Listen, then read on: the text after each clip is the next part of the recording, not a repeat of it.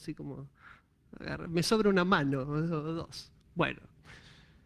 Bueno, ahora estoy actualmente haciendo cosas en FASTA, es una universidad, otras cosas en otras universidades, en UNICEN. En realidad no sabía bien cómo... Esta charla nació en muchos lugares, entonces dije, bueno, ahora es FASTA y será FASTA, pero pasó por CITEF, allá vamos a ver un poquitito.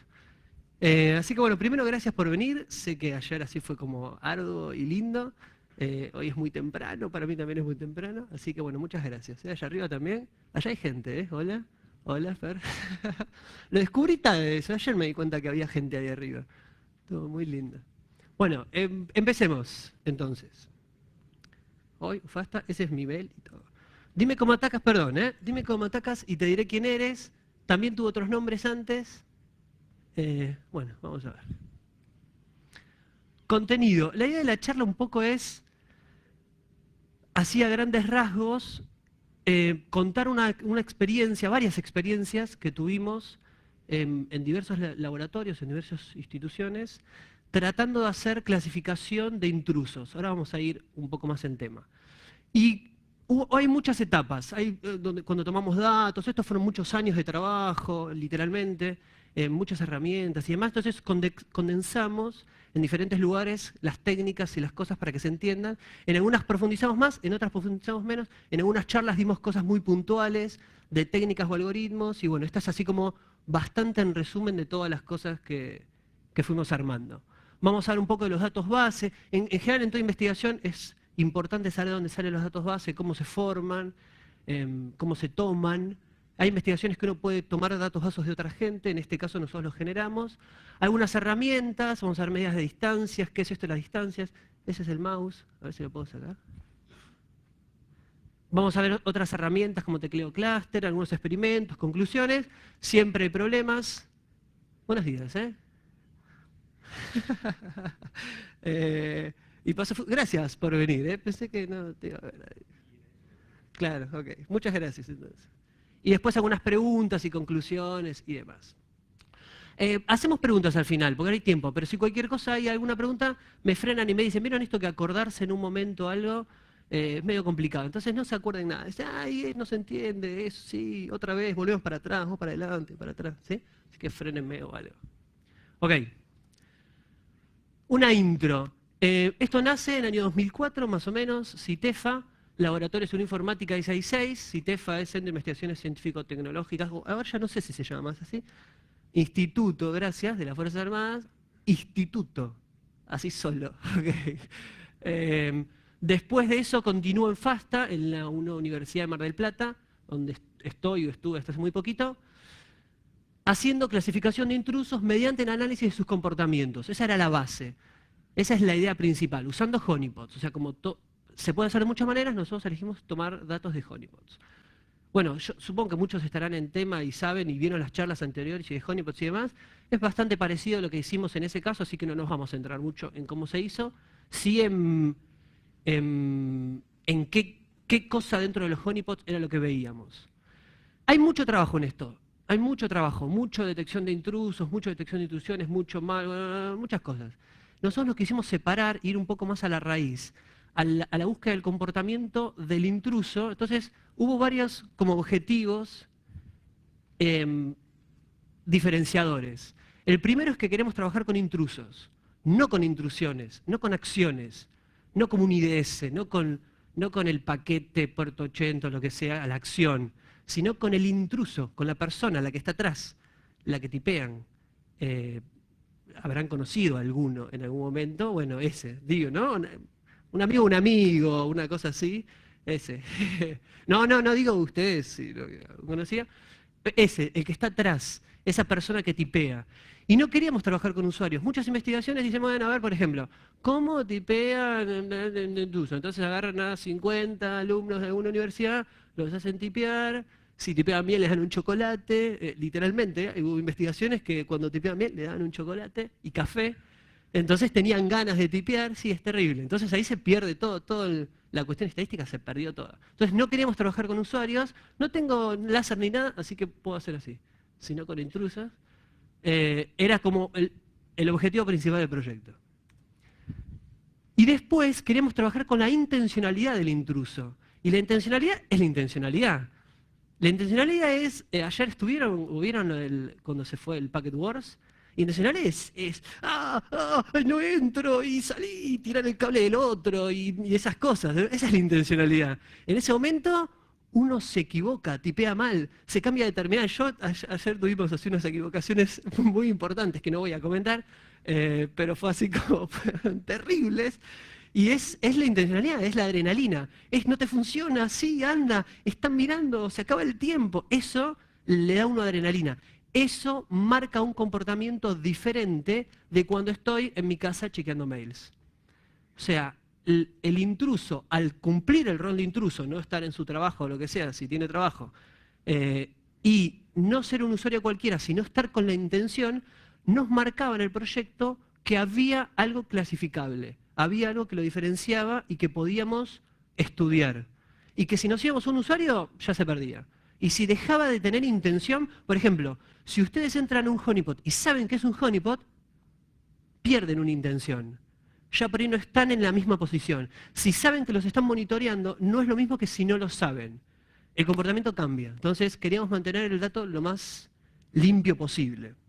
Y finalmente, obtener los comandos ingresados por los intrusos es el objetivo de esta presentación. En ese momento se tomaron muchas cosas. Programas, red, ahora vamos a ver, nosotros tomamos los comandos. ¿Qué comandos se ejecutaban cuando entraban? ¿Ok? Primera etapa. Segunda etapa, preclasificar los datos. Tomamos, se preclasificó y armamos perfiles de características. ¿Qué características tenía este señor que estaba atacando?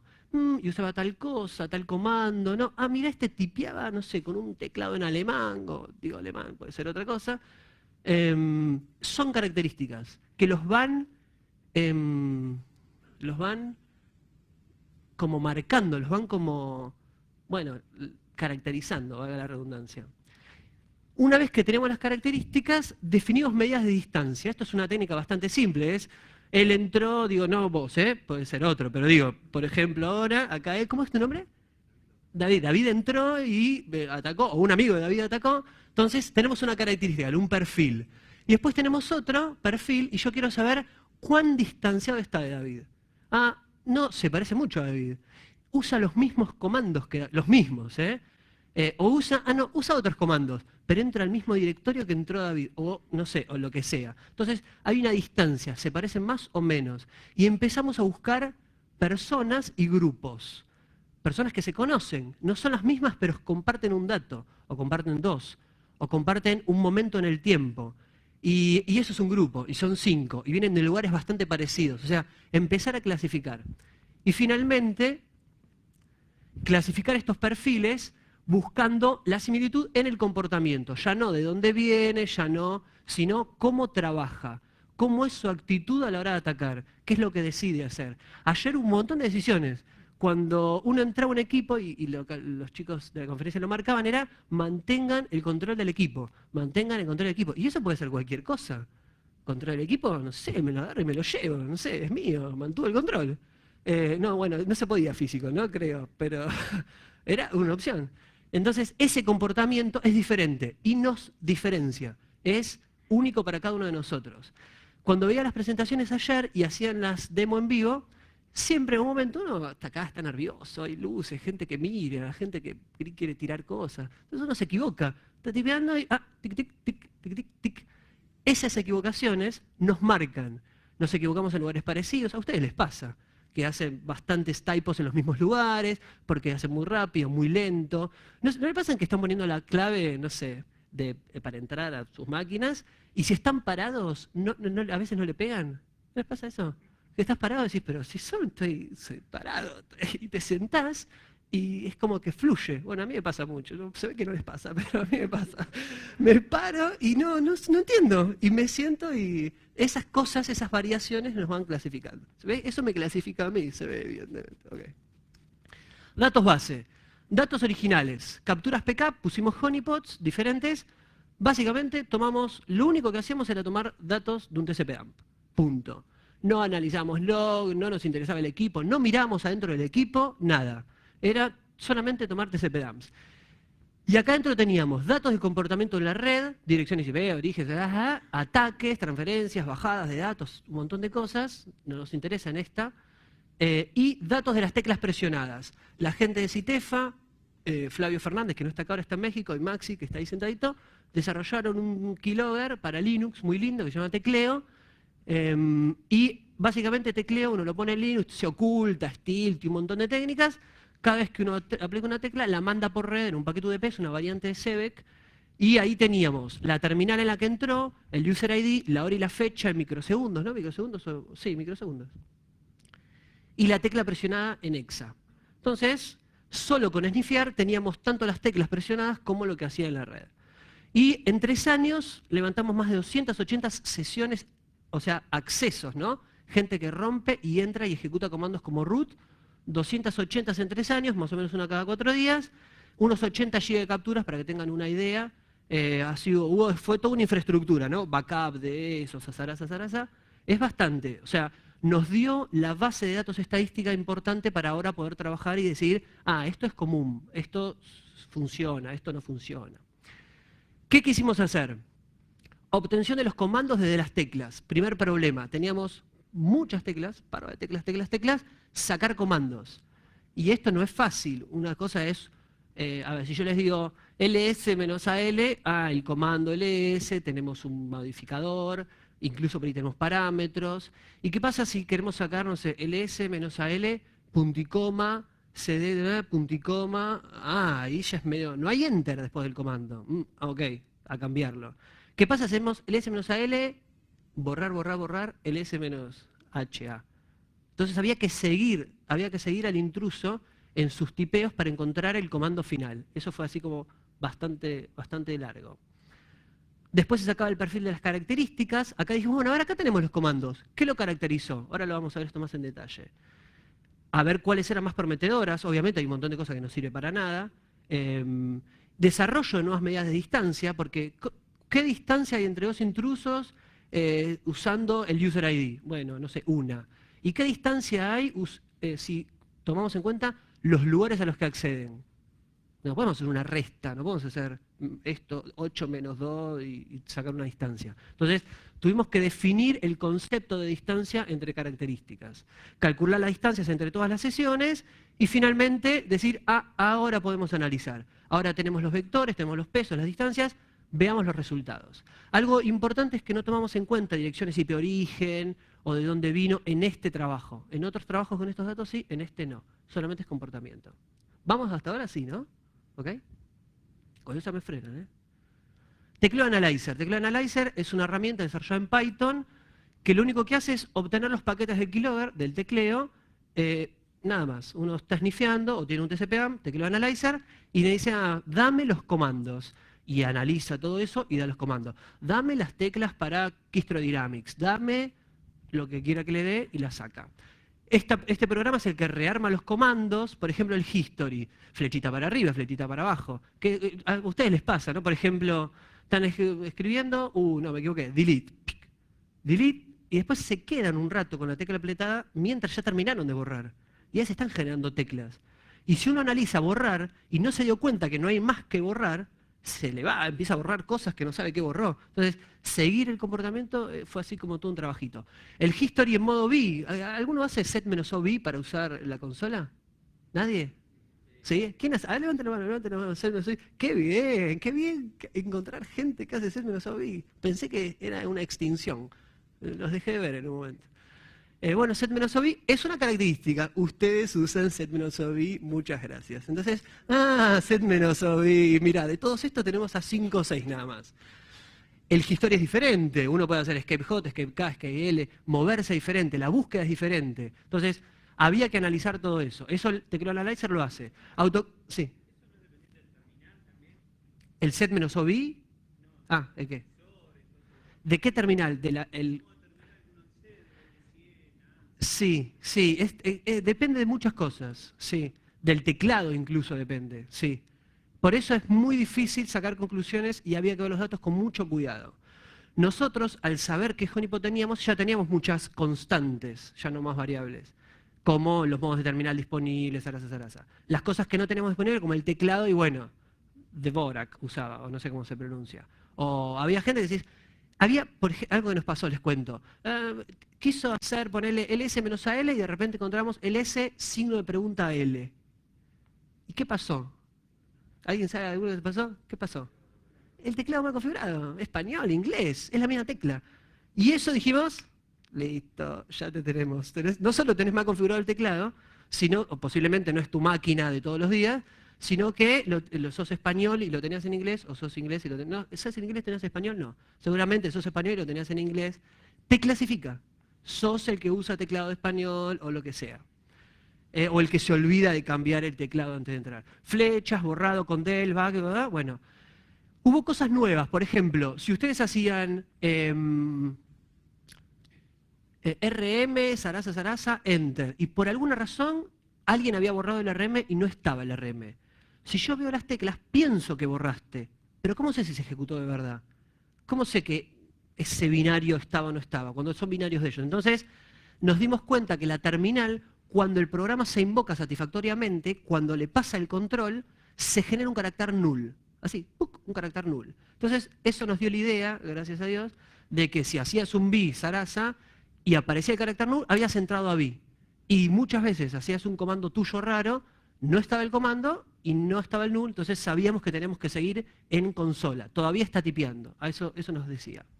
O ¿qué pasa cuando aprieta control Z? Estoy en, no sé, en B, y yo digo, no, esto es B, ojo que es B. Control Z, me voy a la consola, foreground. Y eso había que verlo, ¿sí? Había que ver dónde estaba en cada momento.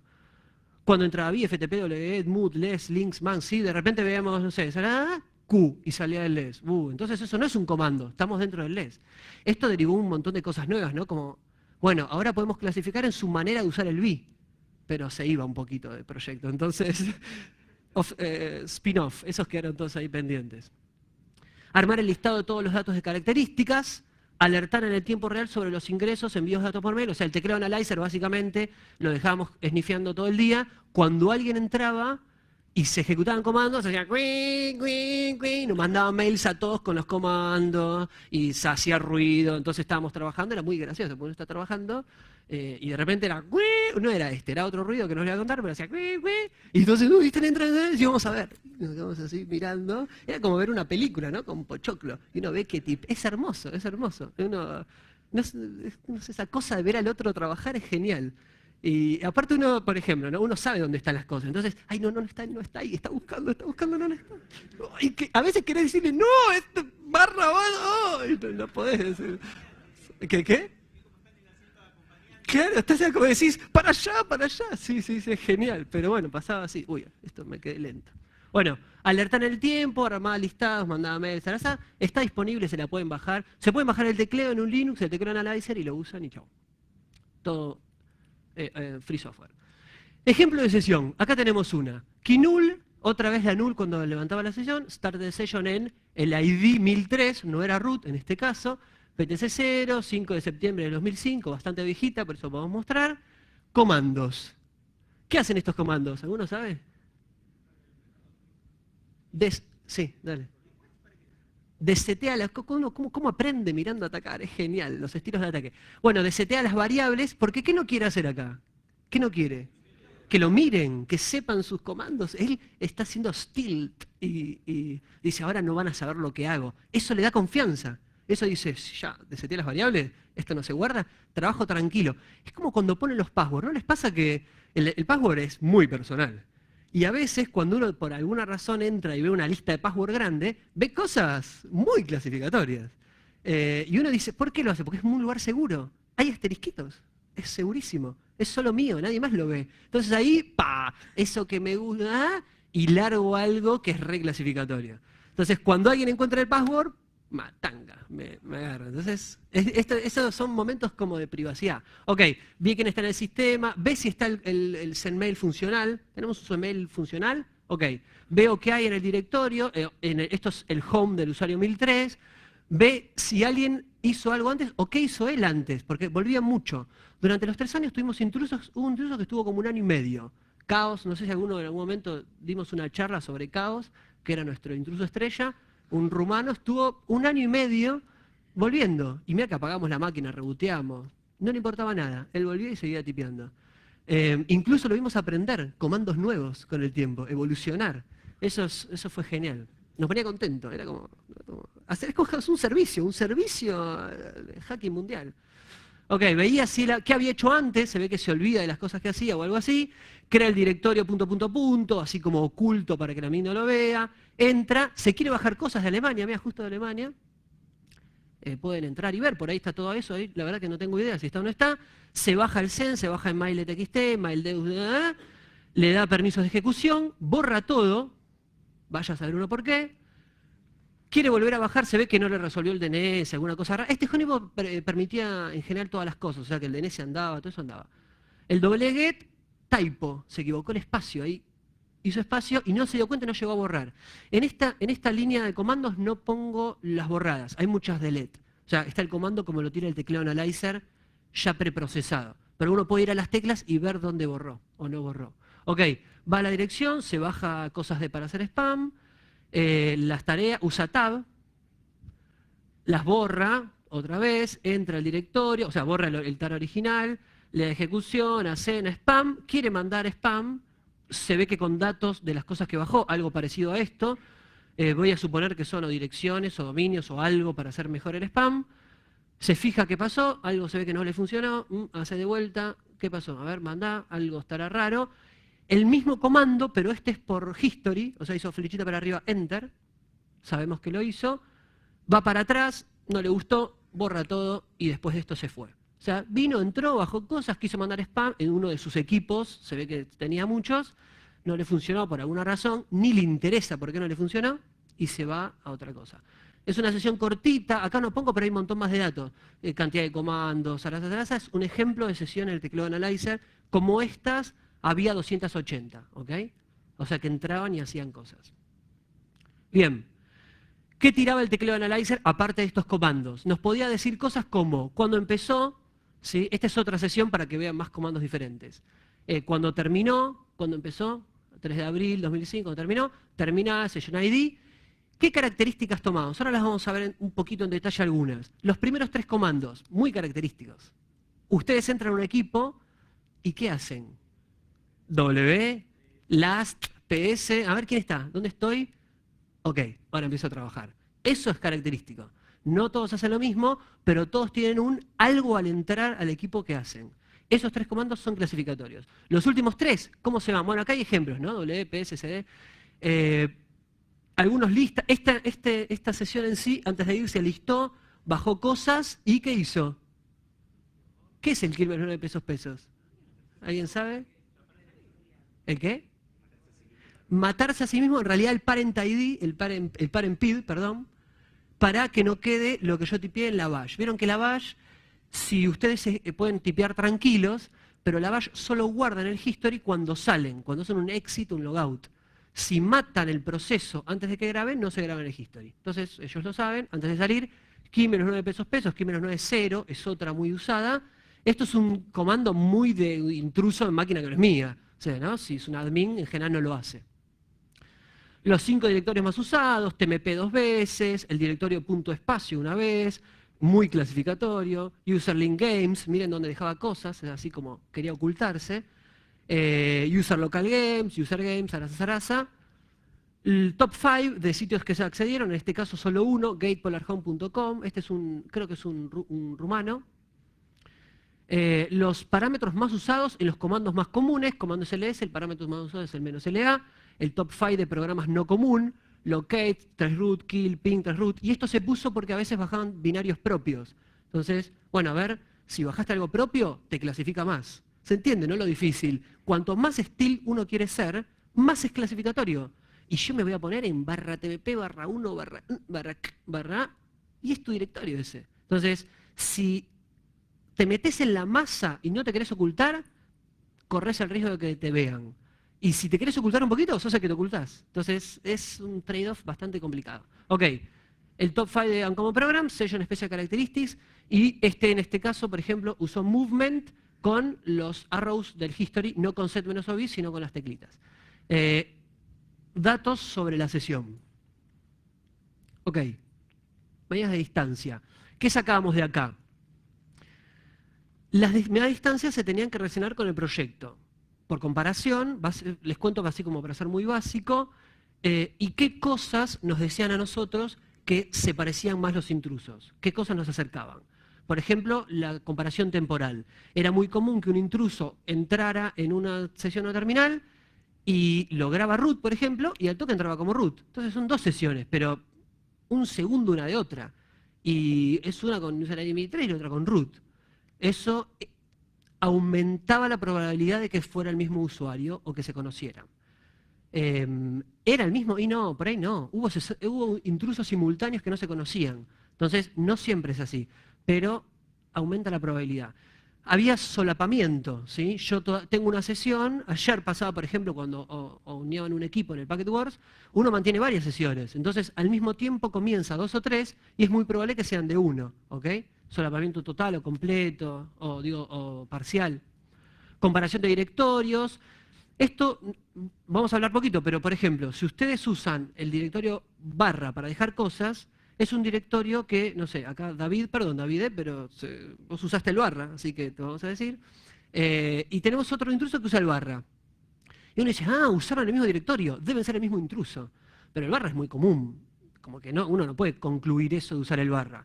Pero si los dos usan barra, USR, barra, local, barra, barra, worm, barra, bueno, muy complejo, la probabilidad de que sean el mismo intruso aumenta, pues son directorios complejos en común. Después hay directorios complejos que no están parcialmente en común. Él lo dejó en barra user local games y él en barra user local game test. Entonces, por ahí no es el mismo, pero te acerca. Entonces, la medida de distancia en directorios era bastante compleja. Teníamos que ver cuánto tenían en común, qué programas, qué directorios, cuánto habían usado, y vería por ahí el dato. User ID es bastante directo, mismo user ID, más probabilidad. User ID diferente, no podemos concluir mucho, es bastante simple. Sitios accedidos, esto era por dominio y por host y por directorio.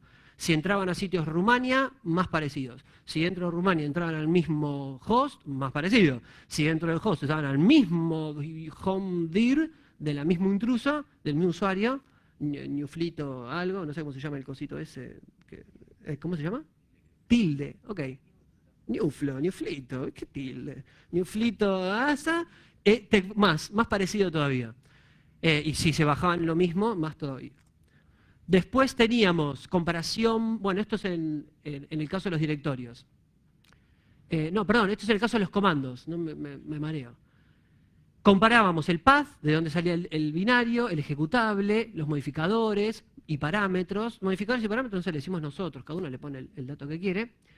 Y analizamos las 4 cosas. Entonces, comparación de los 3 primeros. O sea, los 3, los últimos, los del medio, todos los comparábamos de esta manera. Decíamos, a ver, los 3 tienden a ingresar a los sistemas siempre de la misma forma. ¿Cuánto? Y usa el mismo path y el mismo ejecutable, pero no los mismos parámetros ni los mismos modificadores. Usa los mismos modificadores, pero en otro path. Entonces, todo esto se pasó, matemáticamente hablando, a un número. Tenemos que llegar a un número. ¿Cuánto? ¿Cuánto se distancian? ¿Ok? Últimos 3 comandos, 5 comandos más utilizados, 5 menos utilizados. Estos son los comandos así más raros, ¿no? Los que bajaban algo, y cuando bajaban era buenísimo, porque cuando lo hacían muy personal, facilitaban el trabajo. Dejaban en un lugar raro un binario raro. Y un mes después entraban al lugar raro a ejecutar el binario raro. Era como, si no lo conoces, te pasó el dato, es el mismo grupo o es el mismo intruso. No había muchas más variables. Cálculo de distancia, una idea del algoritmo muy básico, o sea, solamente para que lo veamos así en colorcitos. Todas las medidas varían entre 0 y 100, ¿sí? Mejor caso, peor caso. Algo raro, 2 sesiones, perdón, la misma sesión, 28, comparada con sí misma, podía o no dar 0. ¿Ok? Raro, esto tiraba los algoritmos así, explotaba todo. Tratamos de que dé 0, pero daba el caso de sesiones con muy pocos datos, muy pocos, 10 comandos. Y cuando yo en el algoritmo decía, lo que a vos te acerca mucho a otra sesión es un directorio complejo, cuando usaba solamente el directorio barra, se parece a sí mismo, claro, se debería parecer, pero el algoritmo no llegaba a decir que era 0.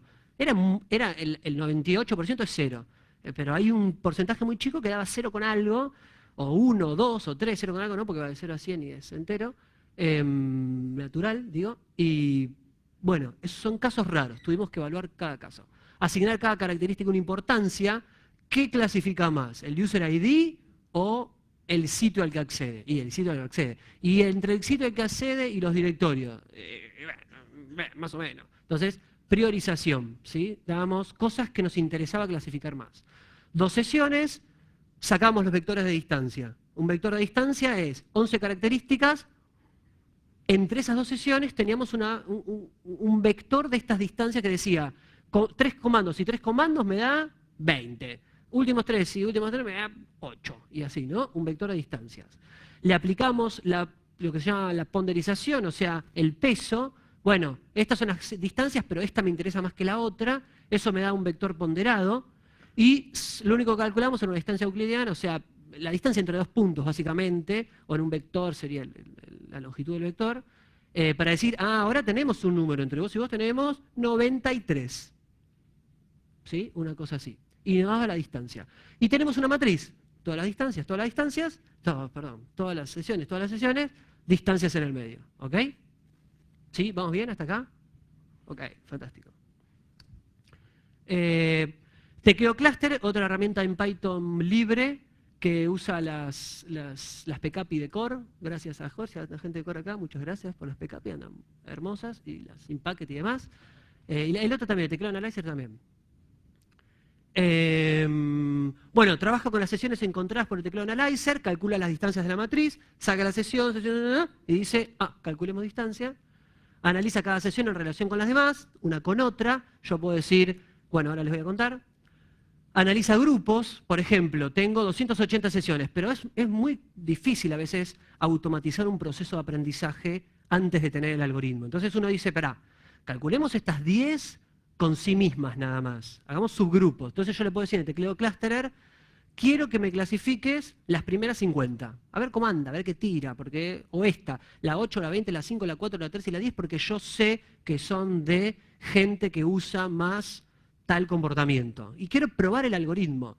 O por ahí yo tengo alguna verificación de datos, en este caso es muy difícil, pero digo, no, yo sé que son el mismo, a ver qué me tira. Entonces puedo elegir sesiones para comparar y analiza múltiples vectores de peso simultáneamente para ver cuál era la mejor característica que los clasificaba. Entonces decíamos, a ver, ¿qué pasa si priorizamos más los comandos que lo que entró, que lo sacó, que lo que da? Y nos daba una manera rápida de verlo. Ejemplo de salida, las estadísticas dicen, el vector de pesos es este, 04, 02, 07, 01, por ejemplo, esta es la característica que más nos importaba, 06, 06, 07, y tomábamos como significativas, en este caso, las sesiones que entre ellas se relacionaban en una distancia de menor a 75. ¿Se acuerdan que va de 0 a 100? 75. Más de 75 era como que ya era demasiada la distancia, nos decía la experiencia que no tenía casi relación. Entonces, las que tenían un estilo de relación menos de 75, las analizábamos. El Total Connection Radio, o sea, se suele llamar bonding, o sea, ¿cuán unidas están todas las sesiones? O sea, cada sesión tiene distancia con alguna otra sesión. Yo me distancio de David, David de yo de... Y aplicando esos vectores, ese menor a 75 daba que por ahí entre yo y David no había relación. Y con otro tampoco. Entonces, el bonding, cuán unidos estábamos todos, era bajo. Y eso te decía que no había algo que no estaba funcionando muy bien.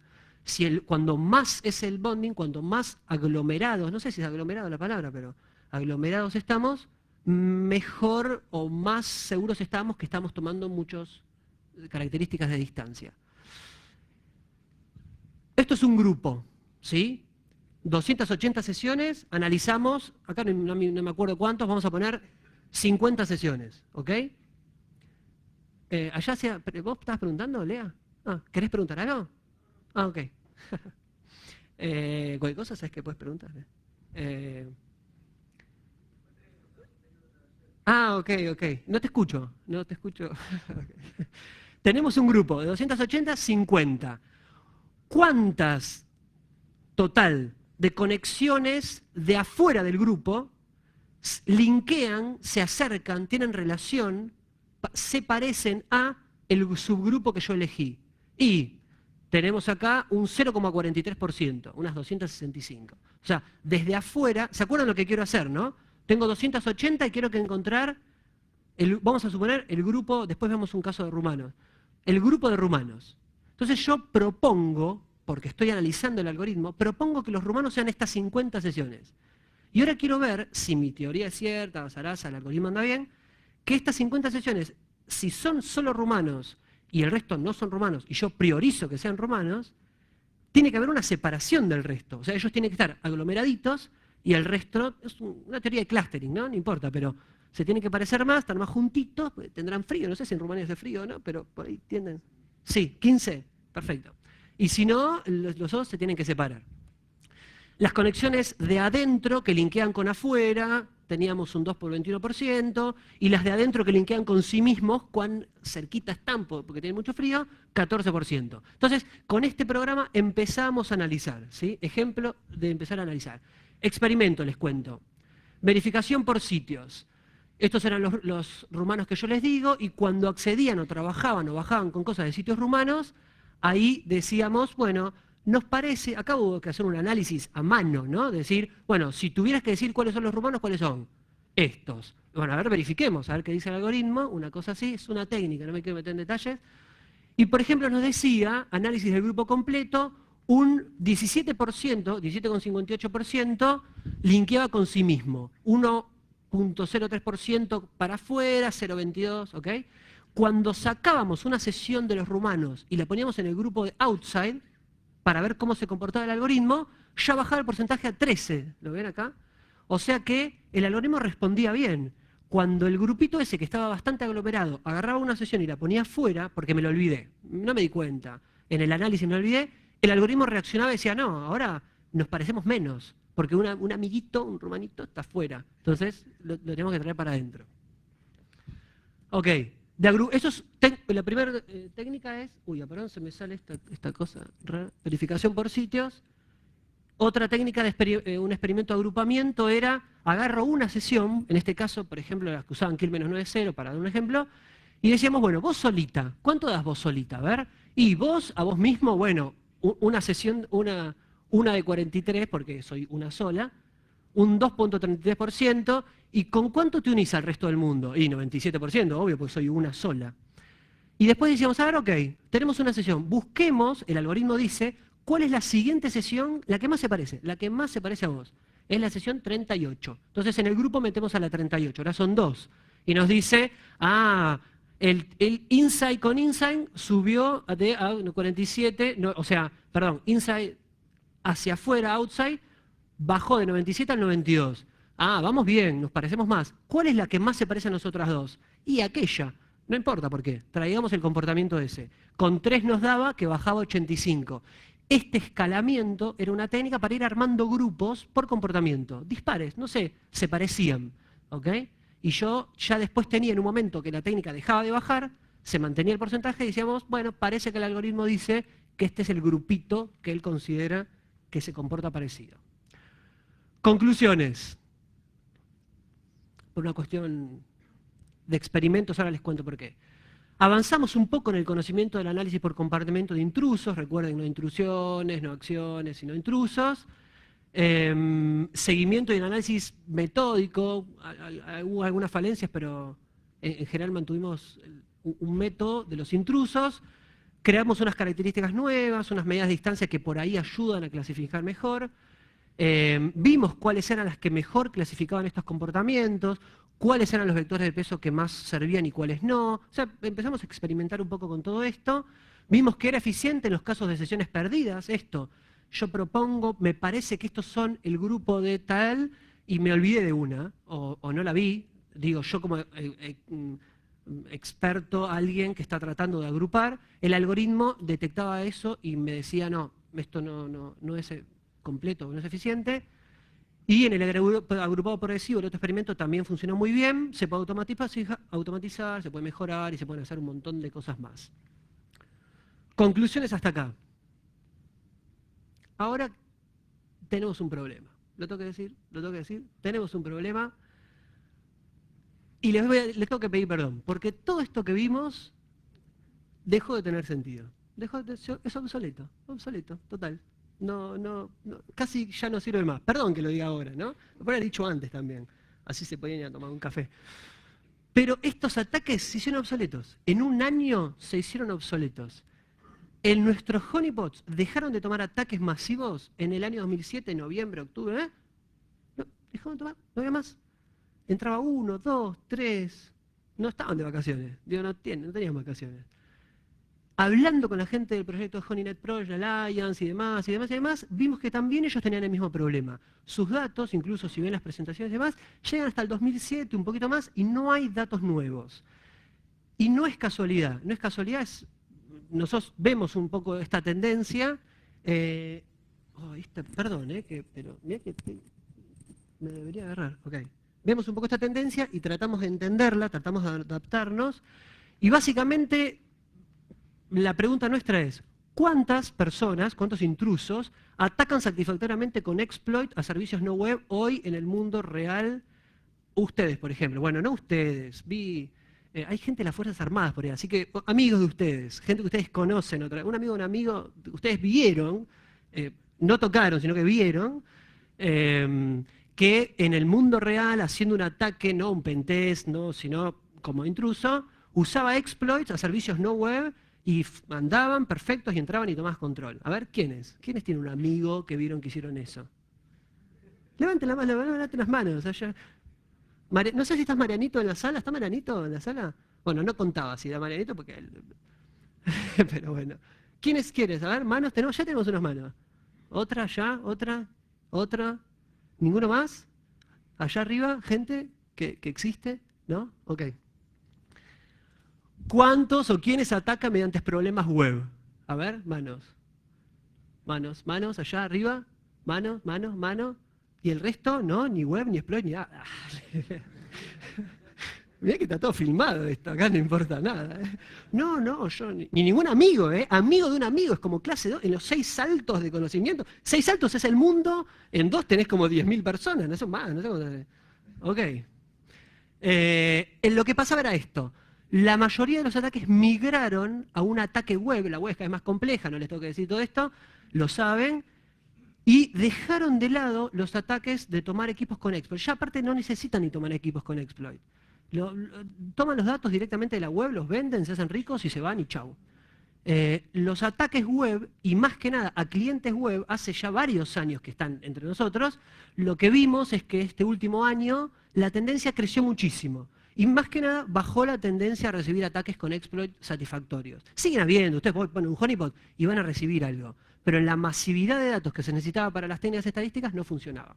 Ok, entonces, ¿qué problemas teníamos? Dijimos, bueno, adaptémonos, evolución, ¿nos adaptamos? Vayamos a analizar el mundo de los ataques web. Pongamos esto en nuestra clasificación de intrusos y de intrusiones y de ataques.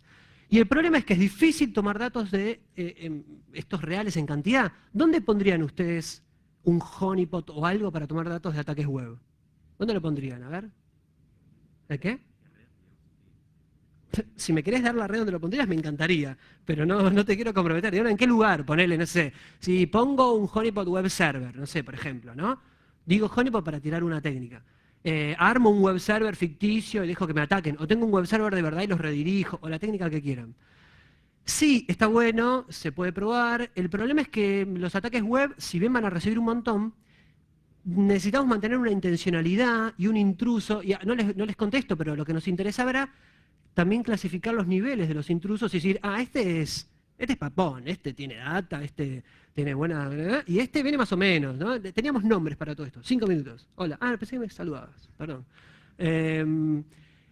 Entonces, bueno, para tomar ataques reales y buenos y de nivel y con cosas paponas, era difícil porque un sitio lo ataca 1, 2, 3. ¿Cuántas personas atacan el mismo sitio web entrando y ejecutando comandos o robando datos por la técnica que quieran?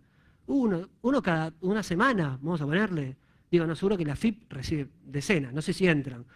No voy a preguntar si de un amigo que haya entrado o qué, pero era difícil, ¿sí? Probamos y se agarran muy pocos ataques. Entonces dijimos, bueno, probemos con web honeypots esta cosa que ya les conté que no andaba, que era eso que estoy repitiendo, o un proxy web, o sea, un proxy anónimo que ustedes encontraban y andaba bien, rápido, anónimo, y ustedes lo usaban para navegar y en realidad tomaba todos los datos y era un honeypot. Muy conocido, esto hace muchos años, no es nuevo. Y acá levantamos un montón de cosas. ¿Y qué levantamos más que nada? A ver, ¿quién propone una? ¿Qué levantamos? Mucho, así, pero mucho. Pornografía, y claro, porno. Dijo, rápido, anónimo, ¡pa! Y explotó ahí. Me contaron, ¿eh? Un amigo también, no es que yo no lo analicé yo ni nada. Porno, mucho porno al palo. Después ataques, mucho worm automático. Y cada tanto venía alguno que usaba no para jugar en sitios, sino para hacer un ataque un poquito más complejo. Pocos datos, otra vez pocos datos. Estuvo acá, el uno tiraba la idea de usar Tor como no de salida. Bueno, había variantes. La cosa es que es difícil tomar estos datos en cantidad. La investigación se complicó. Hoy, si ustedes tienen que snifear un ataque, ¿cómo hacen para snifear ataques a clientes web? ¡Chan! Difícil. ¿Dónde pongo el sniffer? ¿En el sitio? Se complica la toma de datos y por tanto la protección ya no está centralizada, también se complica. Ok. ¿Dónde capturar? Delante, por ejemplo, esto estoy repitiendo porque se ve que ataques web. Y las botnets, por ejemplo, ¿sí? Me usan mi sitio con algún problema, no importa, se colisiona, o sea, me dejan los worms. Los worms hoy en día van a la página, modifican, dejan malware, uno lo navega, se infecta su navegador, se baja algún código, bonded, y empieza a hacer bonded. ¿Y dónde los levantamos esos datos? Sí, hay mucha gente que labura con bonded y levanta datos un montón. Es complicado, no era tan simple como pongo un honeypot y levanto y ya está. Un poco lo que hablaba Dave la primera charla de ayer que decía esto, ¿no? Es muy de los 90s y empieza a variar mucho. Bueno, sí, empezó a variar mucho.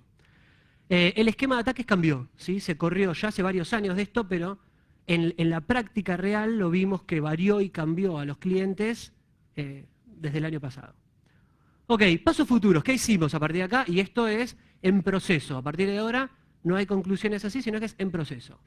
Web botnets, nos metimos en la web botnets. Web botnets, botnets web, a través de infección de traslado, guardar datos, command and control, todo web. Algo bastante novedoso. ¿Alguien conoce alguna web botnet? ¿Web botnet? ¿Alguien conoce algún nombre, alguna que anda por ahí dando vueltas, así como dice, no sé, Storm o Kraken o una cosa así? ¿Alguien tiene una? ¿Tenemos algún botmaster? No levante la mano. Un amigo botmaster o que compró una botnet, escuchó, ok, no importa.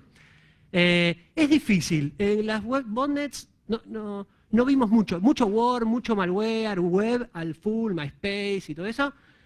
Que sea una botnet completa y real solo a través de la web, no se vio todavía. O nosotros no vimos masivamente. Ok, atacan los navegadores clientes masivamente, cualquier navegador Firefox, si es Windows, Linux, no sirven los antivirus, anti-spyware, anti lo que sea, si yo tengo un problema en Ajax o cosas así. NoScript, sí, use NoScript, es fantástico, plugin para Firefox, algo que uno lo deja seguro, entra a los sitios web con NoScript y uno después no tiene NoScript y se siente como raro. ¿No les pasa eso tampoco? Sé que no. A mí me pasan cosas que no... ¿Sí les pasa? 2 minutos. Es así, uno no tiene NoScript y... Es raro. Y debe haber cosas ejecutándose ahí atrás, así como bichitos. Entonces uno levanta NoScript y... qué bueno. Si yo me puedo tener el último... ya los antivirus no levantan ni virus, ¿no? Últimamente no levantan nada. Pero ya esto también lo daba Dave en la primera charla. Pero en las web botnets es peor. Ni voy al sistema operativo, ni me interesa tu sucio sistema operativo, ni lo quiero. Yo me quedo en el Firefox, o en el que sea, el Internet Explorer. Control del cliente a través de la web, siempre web, recuerden. Por ejemplo, Gito, bueno, supieron del Gito, el release salió, scanning de puertos a través de JavaScript y demás. JavaScript poderoso también. Beef, un framework para hacer cosas de scripting y control de browser. Bueno, tiro cosas como para que es posible control del cliente. Algo raro, por ejemplo, y acá cuando yo le contaba a un amigo acá, Maxi me decía, esos web botnets, yo tengo la solución, yo apago mi navegador y listo. Apago mi máquina. ¿Y qué? Me la formateo si quiero y la levanto. Y tú sabes qué, tu botnet se murió. Y en un principio sí, pero con uno de los grupos que ahora les voy a contar, tiramos la idea de el perfil infectado. No sabemos si funciona bien, pero la idea es, tenemos control de tu browser, podemos tomar y hacer nuestro código JavaScript y demás, nos vas a pagar. En cualquier momento nos cerrás y nos morimos. Entonces tenemos la idea de usar perfiles, sitios sociales, MySpace, Yahoo, LinkedIn, Google, los sitios sociales que quieran, para temporalmente en tu perfil guardar el worm, guardar lo que querramos guardar, de manera que vos cuando cierres tu browser o lo que sea, lo limpiás, no tenés más nada, y el momento que volvés a entrar a tu perfil, te volvés a infectar. Y mantenemos el control en el tiempo. No nos resparramos como botnets, o sea, no queremos que nos agarre la gente de MySpace y nos borre. Es solo para vos. Es nuestro repositorio propio de worms personalizado.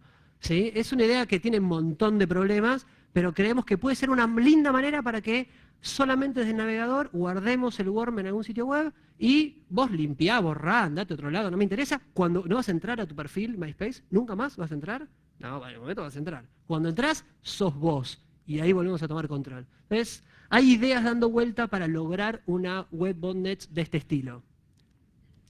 Ok, primero estudiarlas. En esto está, en Ufasta que les contaba, con los alumnos, yo, bueno, soy docente, doy clase, qué sé yo, hicimos extracurricular grupos de alumnos, grupos de estudio, grupos de proyecto de investigación, que nos juntamos y tratamos de meternos en estos temas. Con uno de los grupos, el segundo grupo de estudio sobre informática, hicimos un proyecto que se llama J-Trypanosoma, donde estamos tratando de crear este malware web botnets de futuro y sus contramedidas, o sea, cómo podemos ver estas técnicas y cómo vamos a poder realmente frenar todo esto o desarrollar técnicas nuevas para este futuro problema. Bueno, el J-Trypanosoma está en diseño todavía, hay un montón de ideas y cosas que se van a poder hacer. Ya en algún momento por ahí hablaremos algo con los chicos. Y luego clasificarlas por comportamiento y frenarlas. Esto es tarea del otro grupo, el de investigación de Ufasta, donde estamos tratando de encontrar una cosa muy linda, que bueno, ya cuando la tengamos en mente se las contaremos, para poder de alguna manera brindar un servicio, brindar un software o algo instalable que le permita a uno protegerse desde el comportamiento de una botnet. O sea, a veces yo me infecto con malware y a veces lo puedo sacar, a veces no sé, el antivirus lo sacará o no lo sacará. Nuestra idea es básicamente una idea híbrida de gente que ya hizo esto en el pasado, no es nuevo, que es infiltrar, o sea, tener software en las máquinas de ustedes, como si bajaran un antivirus, o, no sé, antibotnet o lo que sea, ustedes se lo bajan y en algún momento es posible que su máquina sea infectada por una botnet. En ese momento nosotros usamos ese pequeño espacio de tiempo para estar nosotros infiltrados en la botnet, ¿ok? Para meternos en la botnet como un miembro más y aprender de la botnet. Y en ese espacio de tiempo, hasta que vos sacás el malware o nosotros logramos sacar el malware, a veces no se puede, a veces uno piensa que lo sacó y se sigue participando dentro de una botnet. En ese momento, con esos datos, aprender del comportamiento y de las acciones de la botnet y poder alertar al resto de usuarios que no están infectados todavía y que, no sé, no entres a aquella página, no recibas mail de acá, o no uses este puerto, o cerrás este puerto, o no sé, X, las acciones son varias. La idea es un enfoque híbrido, mixto, de técnicas que, repito, ya existen, como lo que es colaboración social distribuida, lo que se llama conciencia inteligente distribuida, donde muchas personas aportan datos para que entre todos nos podamos proteger, es una técnica bastante usada, y lo mezclamos con la parte de infiltrar botnets y durante este espacio de tiempo aprender y entre todos protegernos de la tendencia de ese momento de las botnets. Y cuando te limpias o lo que sea, nosotros no vamos a sacar el malware, cuando lo sacás, cuando podés o cuando sepas, seguirás protegido y otras personas nos estarán dando datos. Hay muchos bemoles, está en diseño, pero la idea es tomar una masa crítica de datos que nos permita generar esta clase de solución por comportamiento, por análisis de comportamiento de botnets, proteger a los usuarios. La idea es que sea open source, que sea free y que tengamos alguna clase de apoyo, o sea, que esto sea lo más abierto posible para que la gente confíe en el proyecto, confíe en el soft, confíe en lo que está ejecutando, porque uno finalmente se está bajando un antibotnet, no sé, un antivirus, y uno confía. Es como cuando uno el programa explota y le dice, ¿querés mandarle los datos a...? Next, y sigue con otra cosa. Entonces, a mí me pasa, por ejemplo, que colaboro con los proyectos que me caen bien, o los que tengo una relación, o que hay algo que sé que lo que hay atrás. Cuando hay confianza, me gusta, y si no, no. Entonces la idea es generar esa confianza, es decir, el soft tiene muchas cosas, vos podés bajarte el soft y no compartir datos. Podés decir, yo no quiero darte cosas mías, pero quiero recibir las ayudas de las alertas. Entonces, un read-only sería, me bajo el soft, vos me alertás de lo que puede hacer mi computadora, siempre preguntando al usuario, puedes hacer esto, puedes hacer lo otro, Sarasa, mirá que la tendencia viene por acá o no entres acá, bla, bla. Y si querés, el día que confías o el día que parece que el proyecto tiene vuelo, podés compartir y decir, bueno, yo si me pasa algo, primero me contás qué vas a decir, me mostrás bien, muy abierto todo, y después yo te lo comparto. No hay datos privados, no hay... Ok, a ver, ¿estoy de acuerdo? Dale. O sea, queremos que sea muy transparente todo esto. Y así lograr un poco la clasificación por comportamiento, esto que vimos hoy de Web Botnets, con lo que aprendamos del otro proyecto. Bueno, hasta acá, pasos futuros, les cuento la idea. Por eso les decía perdón, porque si bien lo que vimos hoy nos sirvió y hoy es la base que nos permite hacer este análisis por comportamiento de intrusos, la realidad es que esos honeypot dejaron de tomar datos y, bueno, sí, quedó un poco terminado esto. Ok, 1 minuto. Bueno, yo así de justo soy siempre. ¿Preguntas o algo que quedó ahí en el aire que no se entendió? ¿Sí? ¿No? ¿Web Botnet? Sí.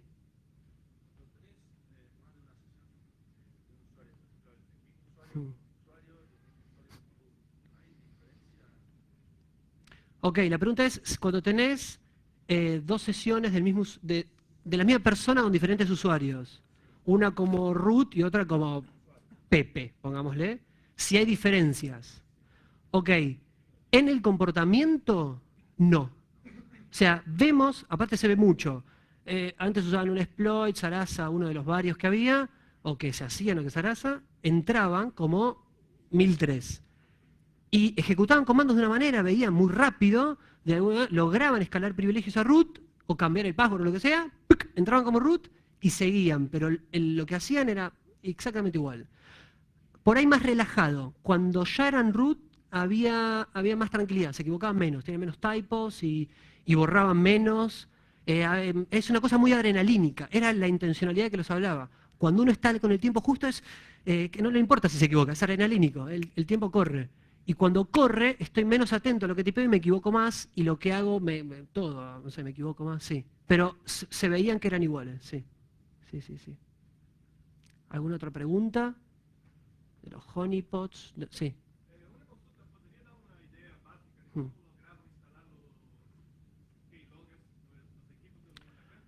Ok, no, el keylogger estaba en los honeypot nuestros.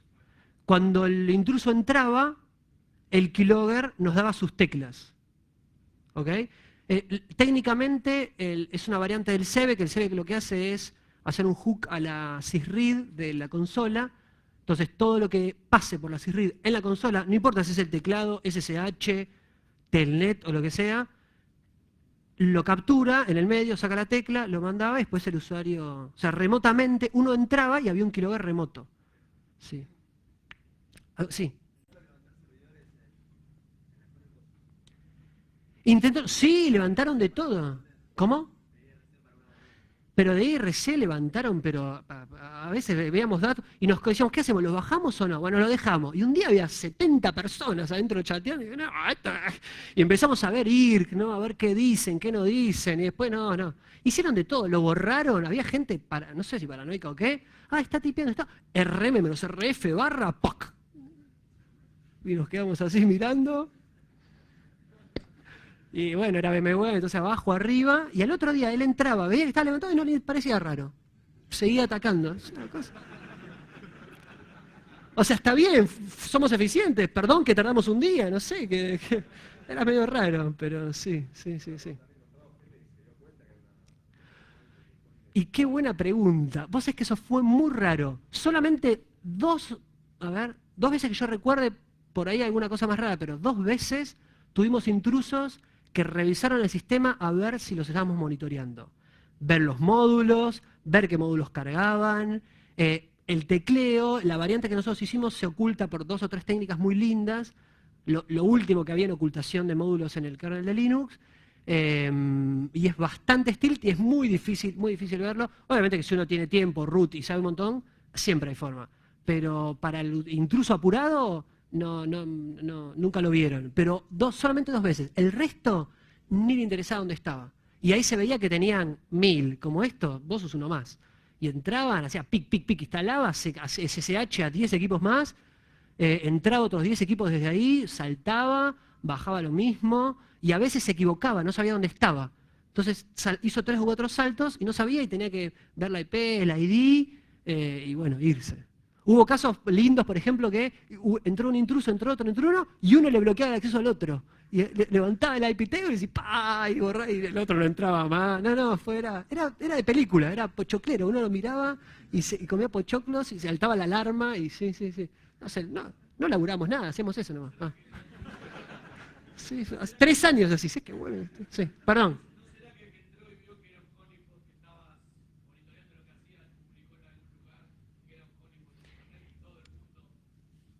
Es muy raro. Si se dio cuenta que era un honeypot, porque tenía un dato extra. Pero los otros intrusos no tenían relación.